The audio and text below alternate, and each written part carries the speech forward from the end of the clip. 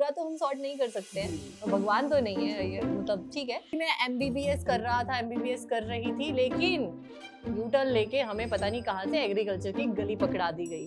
पता नहीं आगे स्कोप निकलेगा क्या नहीं निकलेगा। तो उन्होंने 2-3 मेरे को ऐसे शब्द बोले जो मुझे हमेशा याद रहेंगे कि तुम्हारे समझ में तो आगे बहुत कुछ नहीं आएगा, लाइफ में बहुत कुछ समझ में नहीं आएगा, तो क्या करोगे नहीं, बढ़िया सब्जेक्ट चुपचाप करो। अब वो उस धमकी समझ लो या उनका वो आशीर्वाद समझ लो, हमने स्टार्ट कर दिया तो बस। फिर आपने जैसे तैसे यूनिवर्सिटी में जब आप गए तो बहुत सारे बच्चे चैलेंजिंग फेस करते हैं, तो क्या क्या आपके चैलेंजेस रहे? सीएस यूनिवर्सिटी का लेने के बाद जब मैं फर्स्ट सेमेस्टर में क्लास करना स्टार्ट किया मैंने, तो हमारे जो प्रोफेसर थे वो इंग्लिश में लेक्चर देते थे। अब मैंने इंग्लिश तो कभी पढ़ी नहीं थी, 10th में पढ़ी थी, वो भी हल्की फुल्की पढ़ी थी। तो उसे किसी बुक से देखा, किसी सीनियर से पूछा, और एग्रीकल्चर में जो समझना चाहिए था मुझे या जितना सीखना चाहिए था वो मैंने 6 महीने में सीख लिया। तो आज का एपिसोड बहुत ही स्पेशल रहने वाला है, और स्पेशल इसलिए है क्योंकि हमारी थोड़ी सी निजी जिंदगी के बारे में है। अब निजी जिंदगी ये भी नहीं है कि हम आपको कुछ अपनी फैमिली के बारे में बताने वाले हैं। हाँ, हमारे जो कॉलेजेस हैं उनका एक्सपीरियंस है, और उन एक्सपीरियंस से आप कैसे रिलेट कर सकते हो आज के सेशन में वो सब होने वाला है। तो हमने कुछ स्टूडेंट्स के साथ पोल भी किया था, और हमारे पास स्टूडेंट्स के कुछ क्वेश्चंस आए हैं, और जो टॉप मोस्ट क्वेश्चंस हैं वो हमने पिक किए हैं। तो आज मैं भी बताऊंगी उसके बारे में, और हम सर से भी जानेंगे, कृष्णा सर से, आकाश सर से, कि कैसा रहा उनका एक्सपीरियंस, क्या क्या क्वेश्चंस बच्चों के हैं। सो आर यू एक्साइटेड सर?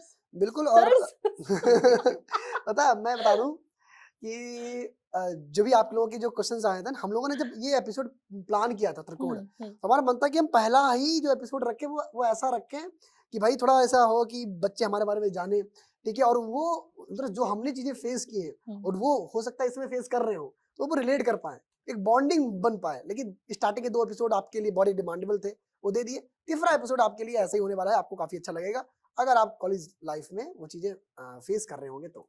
अच्छा, बहुत सारे बच्चे अभी कॉलेज लाइफ में होंगे, तो हमारे एक्सपीरियंस से थोड़ा बहुत सीखना कि ये चीज हम कर सकते हैं, ये चीज हम नहीं कर सकते। अच्छा, ये गलती सर ने की थी, ये गलती मैम से हुई थी, तो हम वो गलतियां ना करें, ठीक है। तो इस एपिसोड का यही मोटिव है कि आपकी कॉलेज लाइफ बहुत ही नहीं, मतलब थोड़ी सी तो सॉर्ट हो सके, मतलब पूरा तो हम सॉर्ट नहीं कर सकते हैं, तो भगवान तो नहीं है ये, मतलब ठीक है, लेकिन यस, थोड़ी सी हेल्प हो सकती है आपकी।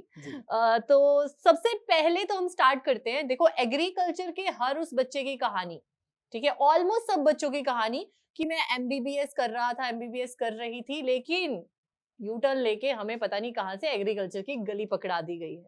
मैं इंजीनियरिंग की तैयारी कर रहा था, पता नहीं मैं कहाँ से एग्रीकल्चर में आ गया। और फिर आते हैं थर्ड कैटेगरी के लोग जो बोलते हैं मेरा तो जिंदगी बर्बाद हो गया है, एग्रीकल्चर लेके मेरा जिंदगी बर्बाद हो गया है।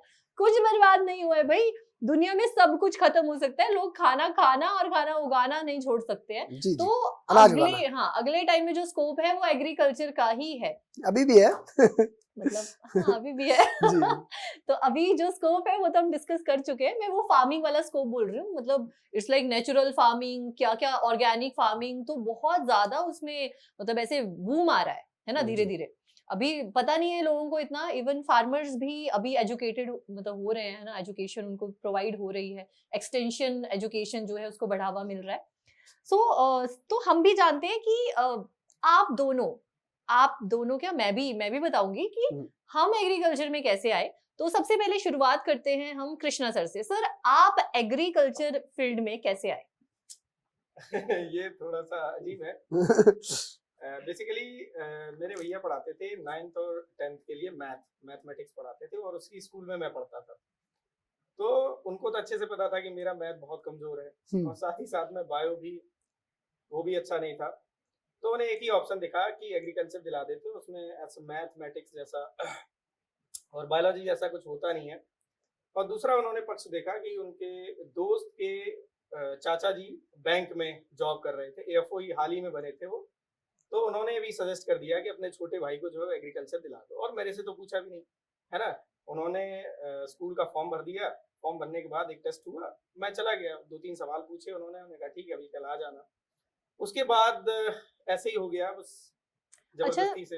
ये मैंने नोटिस किया सर कि आपका, जैसे आपने बोला स्कूल में चला गया, है ना, तो मतलब बहुत सारे स्टेट्स ऐसे हैं जहाँ पे स्कूल में एग्रीकल्चर नहीं होती है। अब यहाँ पर देखो कि कृष्णा सर का जो बेसिक्स हैं वो स्कूल से ही शुरू हो गया एग्रीकल्चर के। 11th मतलब हाँ 11th क्लास से ही आपका एग्रीकल्चर शुरू हो गया। मतलब मैं तो +2 के बाद इंट्रोड्यूस हुई थी कि ठीक है एग्रीकल्चर ये कल्टीवेशन, जबकि बायोलॉजी में होता है थोड़ा बहुत, लेकिन यूपी से ना सर, हाँ यूपी से उत्तर प्रदेश में तो मतलब +1 +2, राजस्थान में भी इवन +1 +2 से ही एग्रीकल्चर शुरू हो जाती है। जी तो सर आपकी भी +1 +2 से ही एग्रीकल्चर है? बिल्कुल। और मैं अगर अपना बताऊं तो मेरा क्लियर ही था कि मुझे एग्रीकल्चर में आना है, क्योंकि 9th में मैंने साइंस साइड लिया था, 9th और 10th में मुझे उच्च गणित। लेकिन जब मैं 11th में पहुंचा तो फिर ये डिसाइड करना था कि कौन सा सब्जेक्ट लेना है। मेरा मन था कि मैं साइंस साइड से अब आगे बढ़ूं। मेरे चाचा जो थे, ठीक है, वो से अपने एग्रीकल्चर से थे, तो मैंने उनसे पूछा, घर में और कोई था नहीं जिसे मैं गाइडेंस ले सकता था, तो चाचा से ही मैंने पूछा। तो उन्होंने कहा भाई एग्रीकल्चर लो, आगे अच्छा उसका स्कोप बनेगा, नौकरियां काफी हैं। तो मैंने ले लिया एग्रीकल्चर।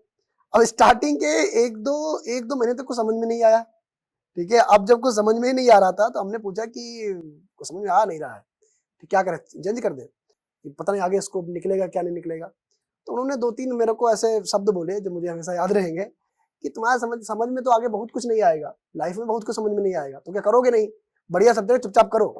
अब वो उस धमकी समझ लो या उनका वो आशीर्वाद समझ लो, हमने स्टार्ट कर दिया तो बस 11 से एग्रीकल्चर स्टार्ट हुई हमारी भी। ओके अरे सर, हाँ मैंने तो छोड़ना भी सोच लिया था कि मैं छोड़ दूंगा एग्रीकल्चर 11th में। हाँ। तो मैंने भैया से कहा कि समझ में तो आ नहीं रहा 2-3 महीने अच्छा आपको भी डेली जाता हूँ, समझ में कुछ आ नहीं रहा, क्या करें, क्या पढ़ें, कैसे पढ़ें, हाँ। है ना, टीचर्स भी हमें बताते नहीं है। तो कहे कि बेटा तुमको आज तक कुछ पहली बार में समझ में आया है, अब फिर मैं क्या कहता। देखो बच्चों, आप इंस्पायर हो सकते हो। दोनों हमारे जो यहाँ पे आकाश सर और कृष्णा सर बैठे हैं वो वैसे ही है जिनको स्टार्टिंग में कुछ समझ नहीं आता था, और बाद में अब देखो मतलब एग्रीकल्चर का कोई ऐसा बच्चा नहीं है मतलब जिनको इनका पढ़ाया हुआ समझ नहीं आता। सोचो तो भाई जिनको कुछ अभी समझ नहीं आता ना, वो डिप्रेशन में ना जाए, इनको अपनी इंस्पिरेशन बनाए, और जी। भाई समझ जाइए कि इनको भी नहीं आता था स्टार्टिंग में कुछ भी। तो मस्त तरीके से पढ़ो, है ना, धीरे धीरे, जैसे जैसे जैसे ये बोल रहे हैं ना, एक बार आगे देखा है ना तो फिर पीछे मुड़ के नहीं देखा। और बिल्कुल। देखो आज दोनों इतना आगे आ गए हैं कि भाई इनका ही नाम होता है कि भाई कृष्णा सर से एग्रोनॉमी पढ़ के मजा आ गया, आकाश सर क्या हॉर्टिकल्चर पढ़ाते हैं, है ना। तो भाई इंस्पिरेशन ले लो, एक तो यही हो गया। आप कैसे आए? मैं कैसे आई? जी देखो सबसे पहले हमारे मतलब हिमाचल में तो +1 +2 में तो नहीं होता है, बट यस जो मेरे फादर हैं वो डिप्टी डायरेक्टर है एग्रीकल्चर में। तो लेकिन वो चाहते थे कि मैं डॉक्टर बनूं, MBBS, मतलब लाइक माय एल्डर सिस्टर। अच्छा अच्छा। तो मैं अपनी सिस्टर के साथ मेरी दी डॉक्टर है, तो मैं उनके पास जाती थी वहाँ IGMC शिमला में। मुझे हॉस्पिटल जाके कुछ होने लग जाता था, ऐसा लगता था मतलब नहीं ये प्लेस मेरे लिए नहीं है, ये जगह मेरे लिए नहीं है, मेरे से नहीं रहा जाता था वहां पे। और दी बोलते थे आजा तू मेरे साथ आजा। जब मैं दी के पास जाती थी मैं बोलती थी मैं हॉस्टल में ही रह लूंगी, मुझे कुछ कुछ होता है हॉस्पिटल में, ऐसे ऐसे होता है अजीब सा।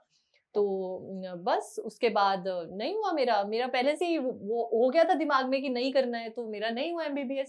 तो फिर डैडी ने बोला कि ठीक है एग्रीकल्चर, अच्छा और इसमें है स्कोप है जो भी है, तो फिर मैं आ गई एग्रीकल्चर में, बस ऐसे ही आई मैं। अच्छा ठीक है। हम लोगों ओके से थोड़ा अलग। हाँ, मुझे लगा कि ठीक है यार, ह्यूमन के डॉक्टर नहीं, चलो प्लांट के डॉक्टर बनते हैं। नहीं ये बढ़िया बात है। मुझे लगता है मैम कि 11th 12th में एग्रीकल्चर जो लेते हैं वो एक तो हो सकता है कि वो घर वालों की वजह से लेते हों, या हो सकता है उनके परिवार में कोई एग्रीकल्चर से किया हुआ होता है, हाँ। जैसे कोई असिस्टेंट प्रोफेसर है, SMS है, मतलब इस वजह से भी स्टूडेंट्स एग्रीकल्चर 11th में चूज करते हैं। जी मतलब मेरे फादर तो हमारे घर में तो ना घर के सराउंडिंग में किचन गार्डन है, सारी सब्जियां या हल्दी से लेकर सब कुछ अपना लगता है, प्याज, फिर उसके बाद ये गार्लिक वगैरह सारी सब्जियां घर की होती है, बाहर से कुछ भी नहीं आता है, हल्दी वगैरह भी बाहर से नहीं आती है।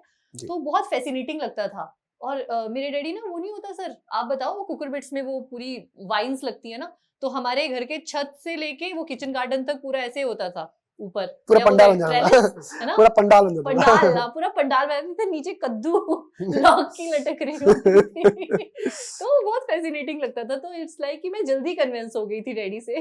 ओके चलो अब जो बच्चों के कुछ क्वेश्चंस हैं जो हमने पोल डाला था वो देख लेते हैं। तो हाँ, पहला क्वेश्चन है, बहुत अच्छा लगा मुझे कि आपके चैलेंजेस क्या रहे। तो सबसे पहले कृष्णा सर से पूछते हैं कि सर एग्रीकल्चर फील्ड में आप आ गए, पहले तो आपने बता दिया कि पहला तो यही था कुछ समझ नहीं आया। चलो फिर आपने जैसे तैसे यूनिवर्सिटी में जब आप गए तो बहुत सारे बच्चे चैलेंजिंग फेस करते हैं, तो क्या क्या आपके चैलेंजेस रहे?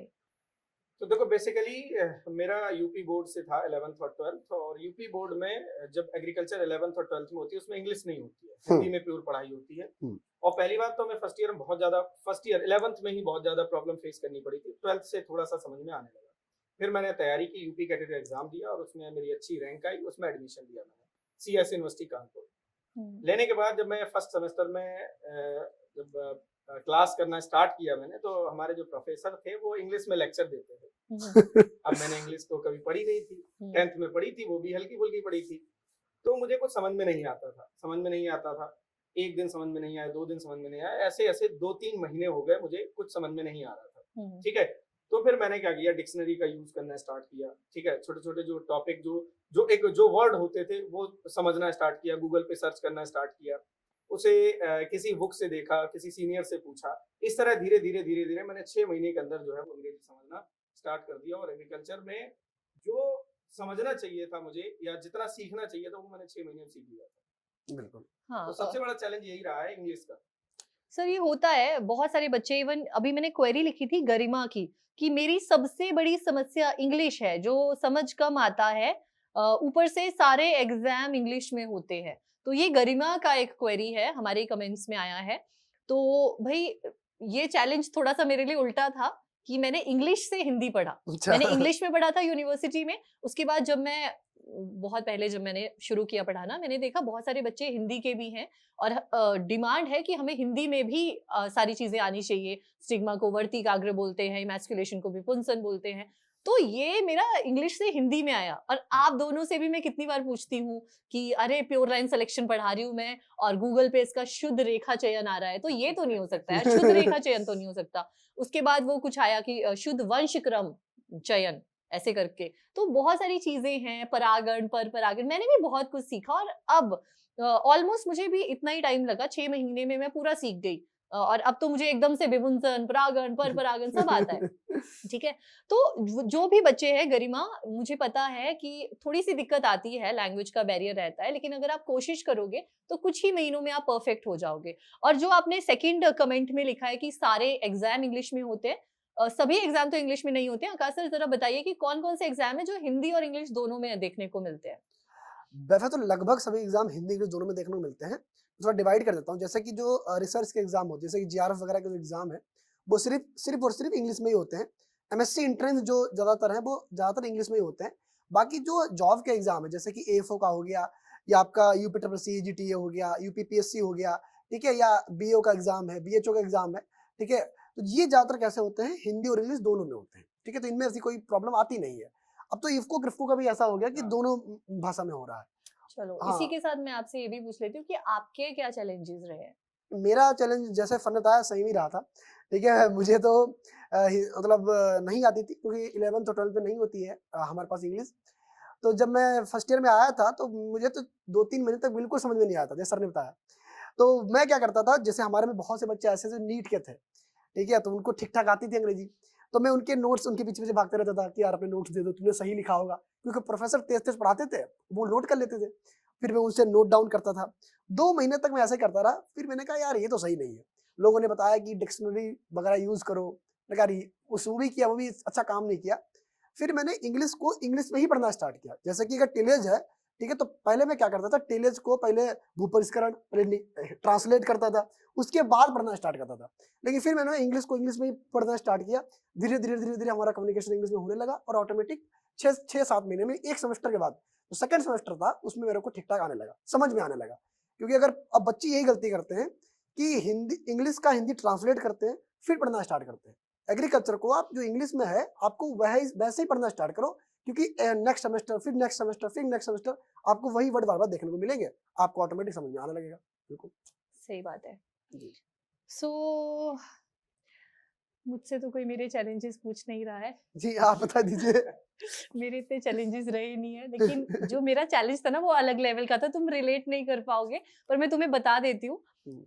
मेरा मतलब जो मेरे यूनिवर्सिटी में, जो जिस यूनिवर्सिटी से मैं पढ़ी हूँ, वहाँ पे जो प्रोफेसर्स थे वो या तो मेरे डैडी के बैचमेट थे या तो मेरे डैडी के जूनियर थे। तो जब मैंने उधर कदम रखा तो मेरा अलग लेवल का माइंडसेट था कि अरे मेरे डैडी की बेइज्जती नहीं होनी चाहिए, कि हाँ। आपकी बेटी तो नालायक है, पढ़ती नहीं है और हमें पास करना पड़ रहा है, बताओ क्या करें, कैसे करें।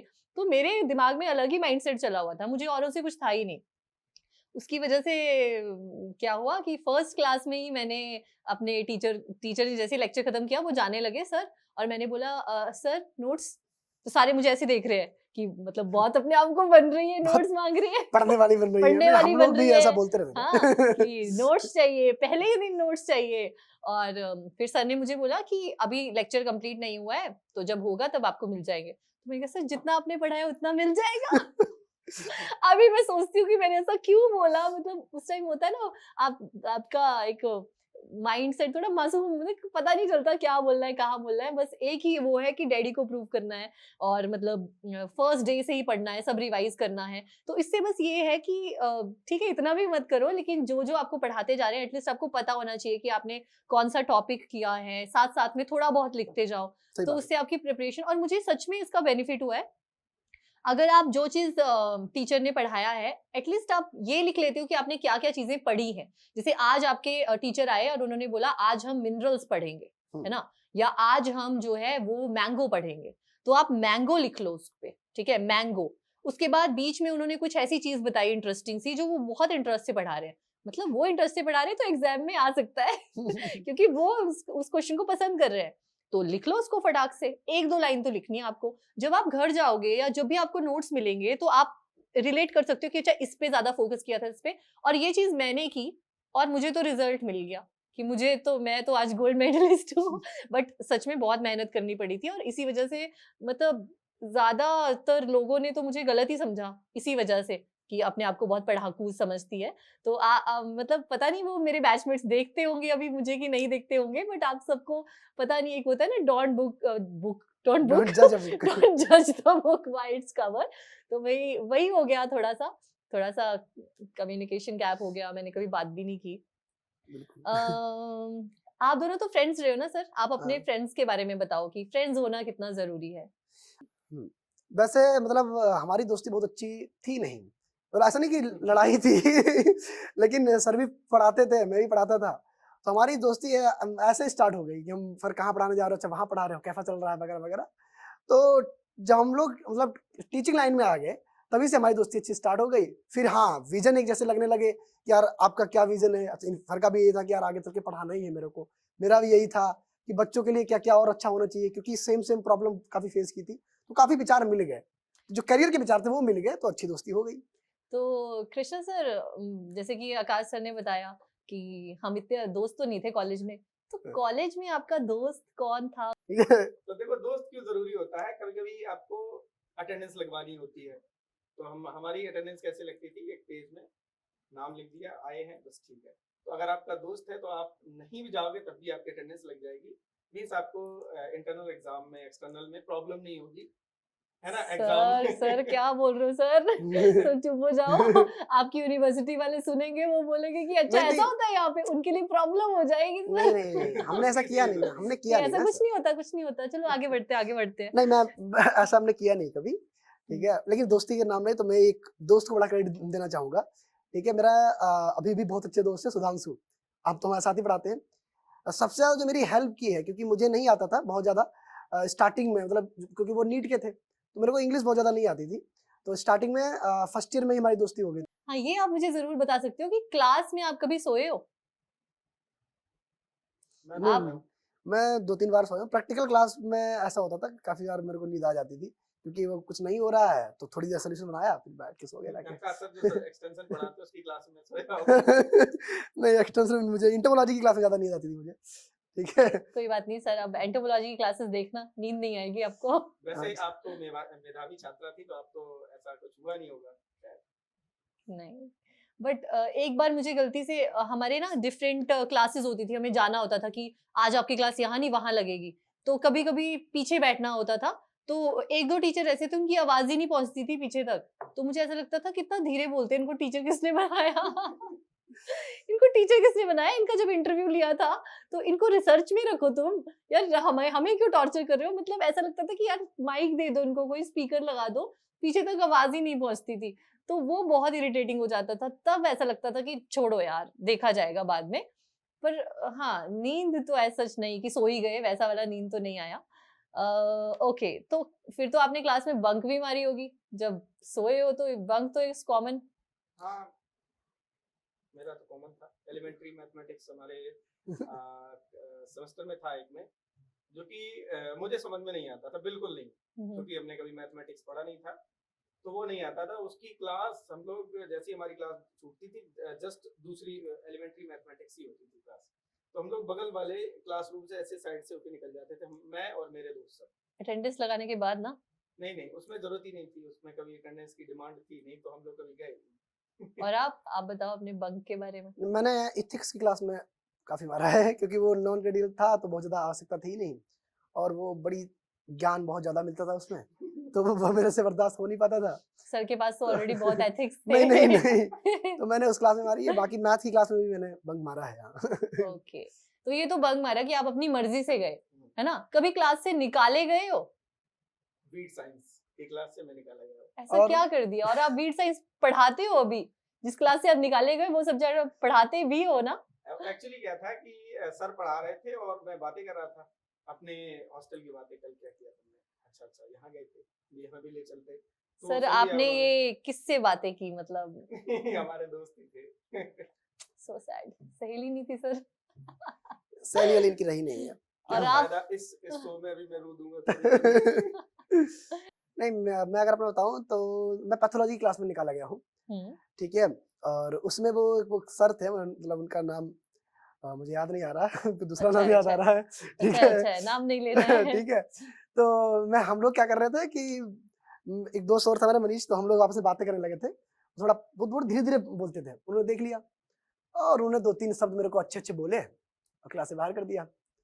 फिर मेरे को कोई दिक्कत नहीं, बाहर रहा। अच्छा, वो सर ऐसे थे, मैं बता अच्छा, दूं तुम जान गए ना कि अगर तुमने एक गलती कर दी पूरे सेमेस्टर में, तो वो गलती वो डेली दोहराते थे, डेली दोहराते थे, है हाँ, ना? डेली नाम लेके, तुम तो वही हो ना तुम जो तो वही बातें हो ना। कर रहे थे। अरे वो ऐसे बोलते थे, तू वही है ना जो 4-4 मोटरसाइकिल पे घूमता है।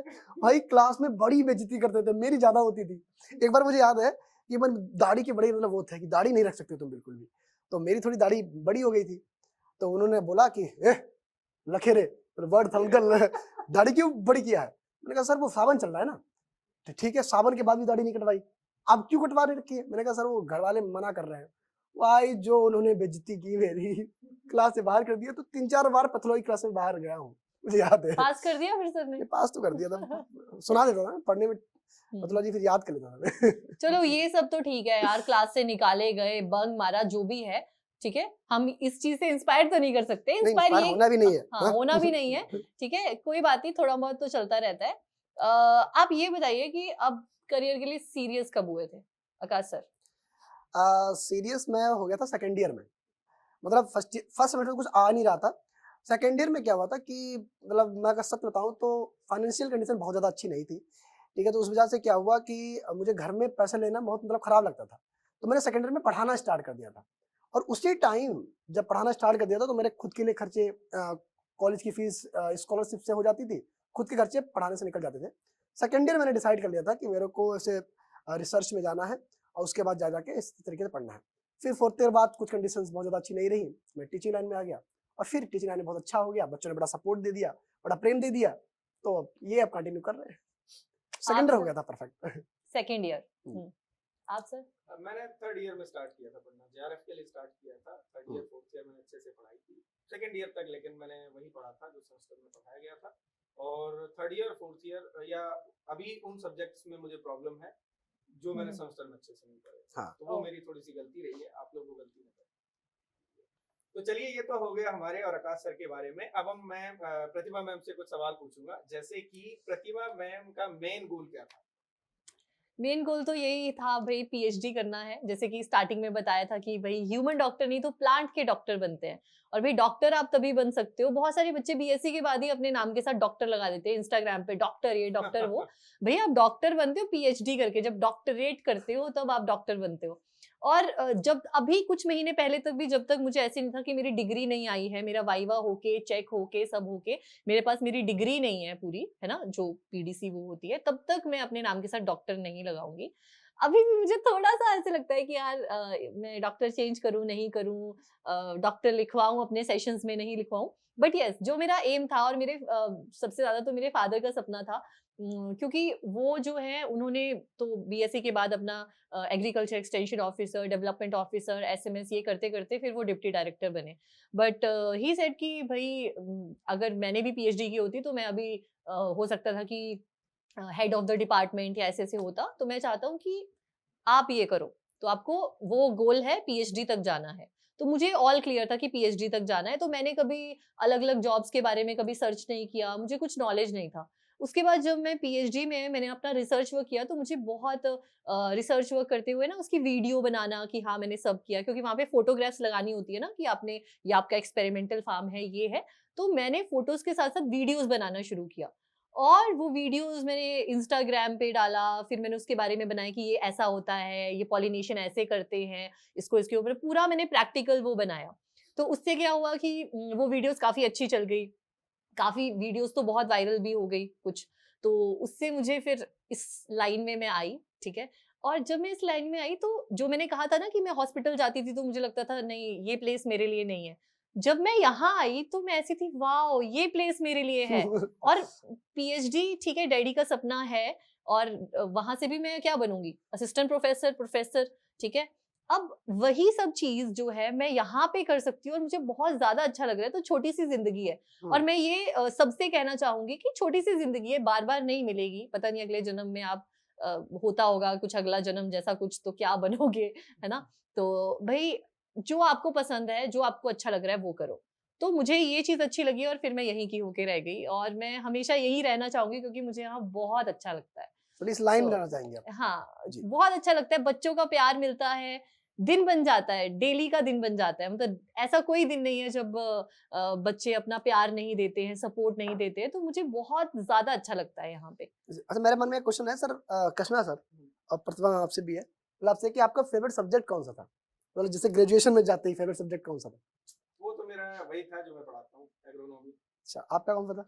मेरा तो वेजिटेबल साइंस था। नहीं, नहीं, ग्रेजुएशन में भी वेजिटेबल साइंस था। हाँ, ग्रेजुएशन में ही था, तभी तो मैंने पोस्ट ग्रेजुएशन में फिर वेजिटेबल साइंस लिया। लेकिन वेजिटेबल साइंस में जब मुझे रिसर्च वर्क अलॉट हुआ जेनेटिक्स प्लांट ब्रीडिंग में, हाँ। तब हमें फिर जेनेटिक्स प्लांट ब्रीडिंग पढ़ना था, प्रैक्टिकल करना है, रिसर्च करना है उसके ऊपर, तो आपको प्लांट ब्रीडिंग की पूरी नॉलेज होनी चाहिए। धीरे-धीरे मैंने प्लांट ब्रीडिंग के कॉन्सेप्ट समझे, उसको प्रैक्टिकली किया और फिर जाके एमएससी, पीएचडी तक मेरा जेनेटिक्स और प्लांट ब्रीडिंग में इतना इंटरेस्ट हुआ और आज मैं उसी चीज़ के लिए जानी जाती हूँ, जेनेटिक्स वाली मैम। और बच्चे डरते नहीं। सबसे बड़ी बात कि जब आप प्रोफेसर या असिस्टेंट प्रोफेसर बनते हो, थोड़ा-सा डर रहता है कि बच्चे आपसे डरेंगे, कि मार्क्स नहीं मिलेंगे, वाइवा होगा, थोड़ा-सा वो डर रहता है। यहाँ पर बच्चे डर की वजह से नहीं आते हैं, सही बात है। प्यार की वजह से आते हैं, पढ़ने के लिए आते हैं, उनको समझ आता है तब वो आते हैं। तो आपको पता है कि कोई बच्चा आपको देख रहा है, क्यों? क्योंकि वो आपसे प्यार करता है, ठीक है? वो आपको समझता है, आपकी पढ़ाई हुई चीज़ों को समझता है। ये चीज़ मुझे सबसे मतलब सबसे बेस्ट लगती है। सही बात है, सही। तो अभी की डेट में अगर आप मेरे से पूछोगे तो जेनेटिक्स और plant breeding is like core subject. फिर मैंने एंटोमोलॉजी, क्योंकि मैंने yellow vein mosaic virus white fly पे काम किया था, तो एंटोमोलॉजी मैंने जो है बेसिक फिर से पढ़े और उनको भी मैंने पढ़ाया और मुझे इतना मजा आने लगा। क्यों मजा आने लगा? क्योंकि बच्चों को मजा आता था। मुझे लगता था यार मैं एंटोमोलॉजी इतना अच्छा पढ़ा रही हूँ, है ना? धीरे-धीरे करके मैंने और जो है जितने बैचेस पढ़ाती गई, अब मुझे एंटोमोलॉजी बाय हार्ट याद है। अभी मैं पूरी एंटोमोलॉजी बोल दूँ, ऐसा वाला वो है। आकाश अच्छा। का तो वही हॉर्टिकल्चर। हाँ, मैं नहीं मेरा फर्स्ट ईयर में एग्रोनॉमी था, हुँ, सेकंड ईयर में फिर हॉर्टिकल्चर हो गया था। हुँ। ये अच्छा हुआ था ना फिर क्योंकि फिर ये प्लीज इसे नहीं, नहीं फर्स्ट मतलब हमारे यहाँ यूनिवर्सिटी में एग्रोनॉमी की काफ़ी मतलब डिमांड है, बड़ा अच्छा पढ़ाया जाता है वहाँ, ठीक है? और मेरे फर्स्ट ईयर में हॉर्टिकल्चर में नंबर भी कम आए थे, लेकिन जब मैंने देखा कि हॉर्टिकल्चर में नंबर कम आए हैं, बाकी सब में अच्छे-अच्छे नंबर आए थे, तो फिर मैंने उसको पढ़ना ज़्यादा स्टार्ट किया, थोड़े तरीके चेंज किए पढ़ने के, तो तरीके चेंज किए तो इंटरेस्ट ज़्यादा उसमें हो गया ऑटोमेटिक। अच्छा। जी। एक क्वेश्चन मेरा है जी। simple। कभी कोई ऐसा सब्जेक्ट बताओ जो आपका बहुत अच्छा हो लेकिन उसमें नंबर सबसे कम आए हो आपके ग्रेजुएशन में, ऐसा कोई है? आज तक मेरे ग्रेजुएशन में जो नंबर कम आए हैं, बाकी सब्जेक्ट्स में मेरे अच्छे नंबर आते थे। एक सब्जेक्ट आया था बायोकेमिस्ट्री, वो प्रोटीन लिपिड वाला, हाँ, और उसके हाँ। प्रैक्टिकल भी होते थे, टेस्ट ट्यूब वाले कुछ-कुछ करना होता था, ये कलर चेंज करो, पता नहीं क्या-क्या करो। बहुत गंदे मार्क्स आए थे, बहुत गंदे। और आपका आंसर? नहीं मेरा तो एक तो मैथ में नंबर कमाए थे ठीक है। मतलब बहुत अच्छा मैं- रहा हो अच्छा रहा होगा। ग्रेजुएशन में मैथ, हाँ हमारे होती थी एलिमेंट्री में। Elementary math. स्टैटिस्टिक्स। नहीं। अच्छा आपका हमारा अंतर है थोड़ा सा। हाँ। हमारे में 15 कमेटी थी ना, तो हमारे एलिमेंट्री मैथमेटिक्स इंट्रोड्यूस हो गई थी। हमारी एलिमेंट्री स्टैटिस्टिक्स थी। हाँ वो भी था हमारे में, दोनों थे। मेरा जो अच्छा सब्जेक्ट था वो पैथोलॉजी बहुत अच्छा लगता था, क्योंकि रीजन ये था कि उसमें डांट पड़ती रहती तो याद करता रहता मैं। लेकिन जब नंबर आया तो बड़े मैं नाखुश हुआ कि उसने अच्छे नंबर आए नहीं थे। ठीक है, हालांकि मेन पेपर में अच्छा हुआ था, लेकिन प्रैक्टिकल में और दोनों में अच्छे नंबर मिले नहीं थे मुझे। हाँ, तो इसका रीजन यही नहीं हो सकता है कि आकाश सर ने बहुत अच्छा पेपर लिखा होगा। इसका रीजन ये भी हो सकता है आकाश सर ने पेपर अच्छा नहीं लिखा होगा। ठीक है? पेपर अच्छा लिखा होगा लेकिन छोड़ो। चलो अब मैं इस सेशन को अगर कंक्लूड करूं तो हमने इसमें से क्या क्या निकाला? एक क्वेश्चन हो रहा है, वो एक क्वेश्चन हो रहा है, ये बिना पीपीटी वाला कॉन्सेप्ट दिमाग में कहाँ से आया? क्योंकि आपको क्या लगता है कि पीपीटी से अगर जो पढ़ा रहा है बच्चे के समझ में ज्यादा नहीं आएगा, या आपको खुद पीपीटी बनाने में दिक्कत होती थी? ये मुझे बता दो जरूर। ये देखो, एक तो हमारे लिए जो मार्केट में फैलाया गया था पहले हाँ कि मुझे एक्चुअली पीपीटी बनाना नहीं आता। बेसिकली उसमें कुछ नहीं होता है, कॉपी करके पेस्ट करना होता है, उसका कलर चेंज करना होता है, इतना ही काम होता है पीपीटी। ठीक है, लेकिन जब मैं ग्रेजुएशन से पहले की बात करूं और ग्रेजुएशन में बात करूं, तो जो टीचर हमें ऐसे ही पढ़ाते थे, मतलब कहीं बिना किसी नोट्स के ऐसे ही बोर्ड पे समझा रहे हैं, लिखा रहे हैं, तो वही सब्जेक्ट मेरे आगे जाके स्ट्रॉन्ग हुए। तो उस समय जब टीचर्स लिख रहे होते थे बोर्ड पे, छोटी छोटी चीजें एक्सप्लेन कर रहे होते थे, तब मुझे अच्छा लगता था, वो समझ में आता था, सारी चीजें दिमाग में रहती थी, लंबे समय तक रहती थी। लेकिन कुछ सब्जेक्ट हमने ऐसे भी पढ़े हैं, जैसे पीपीटी रीड कर देना, है ना, नोट से डायरेक्ट लिखा देना, बोल के लिखा देना। सही बात। ठीक है, तो वो सब्जेक्ट जो है वो स्ट्रॉन्ग नहीं होते, और उनमें क्या होता है कि हमें बहुत ज्यादा समय लग जाता है वो कंटेंट याद करने में। हाँ। तो मैंने भी सोचा था कि जब भी मैं कभी भविष्य में, फ्यूचर में पढ़ाऊंगा, या हमें थोड़ा सा भी मौका मिलेगा, तो मैं ऐसे ही पढ़ाऊंगा, जिससे कि बच्चों को ज्यादा समय तक याद रहे, प्रॉब्लम ना हो। मौका मिल गया, ठीक है। ओके, सो आज के इस सेशन में हम जो कंक्लूजन ले सकते हैं, जो सीख ले सकते हैं, जो एक्सपीरियंस हमारा ले सकते हैं, पहली बात तो क्लास में बात नहीं करनी है, निकाले जाओगे। दूसरी बात कि आपको जो सब्जेक्ट टफ लगता है उसको इतना पढ़ो कि वो आपका फेवरेट सब्जेक्ट बन जाए, है ना। जैसे आकाश सर हैं, बोले हॉर्टिकल्चर में कम मार्क्स आए थे, आज हॉर्टिकल्चर पूरी दुनिया मतलब एग्रीकल्चर की दुनिया है ना, वो तो फिर उसमें हॉर्टिकल्चर के बादशाह है आकाश सर। अरे मैम, उसके कैसे बात कर रहे हो? उसके बाद भाई जितना लिख के पढ़ोगे उतना ज्यादा डाउट क्लियर होंगे, उतना ज्यादा समझ में आएगा, उतना सब्जेक्ट स्ट्रांग होगा। ठीक है, और इसके अलावा भाई दोस्त भी बनाओ, लेकिन पढ़ाई पे भी ध्यान दो, बैलेंस करो, जो अच्छा लग रहा है वो करो। जिंदगी एक ही बार मिलेगी, छोटी जिंदगी है, लेकिन उस छोटी जिंदगी को कहते हैं ना बाबू मोशाय, जिंदगी लंबी नहीं बड़ी होनी चाहिए, और बड़ी जिंदगी तभी होगी जब आप जिंदगी को अच्छे से जियोगे, है ना। सो आज के एपिसोड में इतना ही। अपने जो प्यार है, अपना जो सपोर्ट है, वो कमेंट्स में जो है हमें देते रहिएगा, ताकि हम ये एपिसोड्स जो हैं और भी अच्छे अच्छे आपके लिए लाते रहें। आपकी सारी क्वेरीज हम देख रहे हैं, उनके ऊपर हम सेशंस बना रहे हैं कि एएफओ के लिए कितने टाइम चाहिए तैयारी के लिए, एएफओ कैसे बने, या कोई भी और, जैसे कि हाँ एग्रीकल्चर में टीचर कैसे बने। ये थोड़े ऐसे टॉपिक्स हैं जो लंबे खींचेंगे, है ना, प्रोसीजर होता है इसका एक। तो ये सारे एपिसोड्स हम लेकर आएंगे, लेकिन कब? जब आप इन सेशंस को लाइक करोगे, कमेंट्स में अपना सपोर्ट दिखाओगे, या अपनी क्वेरीज पूछोगे, और इस सेशन को शेयर करोगे अपने फ्रेंड्स के साथ, अपने कॉलेज फ्रेंड्स के साथ इसको शेयर कीजिए। Don't forget to subscribe agriculture Adda 24/7। और कोई मैसेजेस सर? मेरा एक मैसेज और है, मैं मैसेज नहीं, मैं आपसे पूछना चाहता हूँ, आपने कौन कौन से ऐसे काम किए थे, मतलब आपका क्या पॉइंट ऑफ व्यू रहा था, और आपने ये जो चीज हमने की है, कि आपके साथ भी ऐसी चीज हुई है, तो कमेंट में जरूर बताना। चैनल को सब्सक्राइब करना ना भूलें। जय हिंद।